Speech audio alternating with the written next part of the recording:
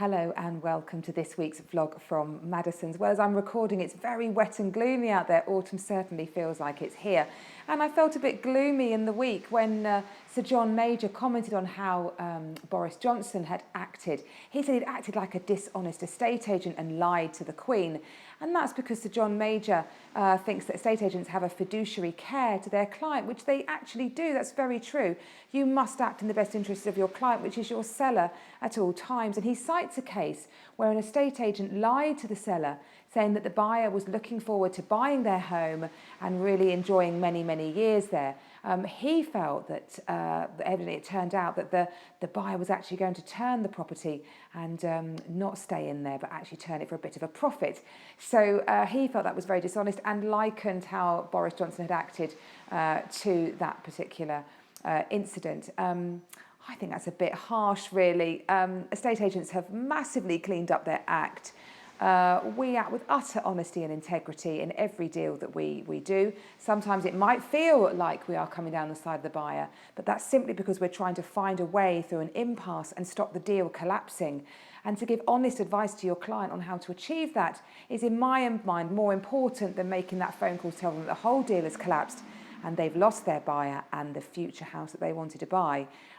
So yeah, really sad for us estate agents who actually do feel we do a good job to be likened to that. And it made me think of all those poor Thomas Cook representatives who are out of a job. They might think they want to turn their hand at a estate agency because it certainly is a great job for customer care, and I think they exemplify the highest standards of customer care in the travel industry. So yeah, travel agents, if you are thinking of becoming an estate agent, it's not as bad as what you might think. Do certainly look at it as a potential career option. Well, I've posted a new blog on my website. It's all about multi-generational living. We're seeing this more and more. There's obviously housing is becoming increasingly expensive, as are care homes. You don't have the same rate of council houses being built, and they tend to go down to families in dire need. So you do have elderly people who are really struggling. So multi-generational living is something that's becoming increasingly popular. And my blog looks at various aspects of this, the legal side of it, all the kind of regulatory things that you need to consider, planning considerations, where are you going to eat? How is that going to work? Do you want to have a separate door? Does you need to have a bedroom on one level if you've got an aged relative who might struggle with the stairs? Looking at the cost implications of it and what the value can do to your property. So that might be of interest for you if that's something that you're considering. Head on over to the website for a look. Well, one property that we've launched that would embrace multi-generational living because it has a great annex potential is the Oast in Farnham Lane in Langton Green.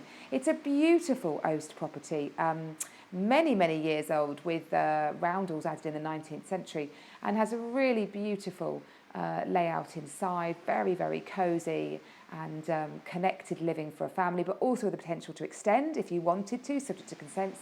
But it does have this great little studio with a separate kitchen, bathroom and living area, which could be perfect for a family relative. We've also launched 3 other properties. It's busy autumn time at the moment. I've got a great 4-bedroom semi-detached property on Stevens Road, beautifully presented, extended in the kitchen to create a lovely, light and spacious living area for dining and seating. That's on a guide of £750,000 and proving popular, so get in touch if that's of interest.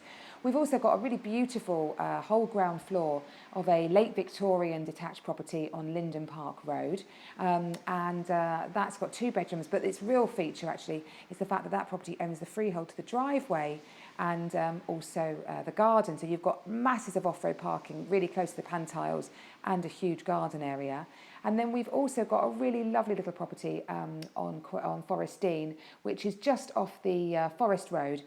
It's a fabulous detached, 5-bedroom detached property, Berkeley Homes, private drive location, yet a great little spot, and that is on at a guide of £1 million.